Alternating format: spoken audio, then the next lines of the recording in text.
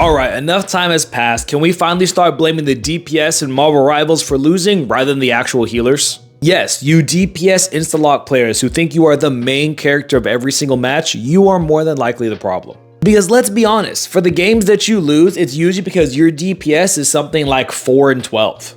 And to them, the only reason they're not performing well is because the healers aren't healing them enough. So then what do? They go into the chat and make the chat extremely toxic, that way people perform even worse. And it's not even the ones who are just blatantly bad at 4 and 12, on top of the ones who also just simply get outplayed. For example, a Spider-Man who is 11 and 10, but then the opponent has a Hela who is 16 and 2. At that point, the tanks and healers can only do so much if the DPS, who are the main people who carry games, cannot get eliminations. Yes, healers and supports are stronger in this game than they were in Overwatch, at least in my opinion. But at the end of the day, the ones who really carry the matches are the ones who are going to get the eliminations, which are typically going to be the DPS. Luna, Snow, Mantis, yes, they have ultimates that can shut down other people's ultimates, but a good DPS like Black Panther or a good Spider-Man can just take out the healers and take out the backline and zip away before anything actually happens. Or a good Hawkeye or Hela can snipe people away before the actual team fight begins, making the ult irrelevant to begin with.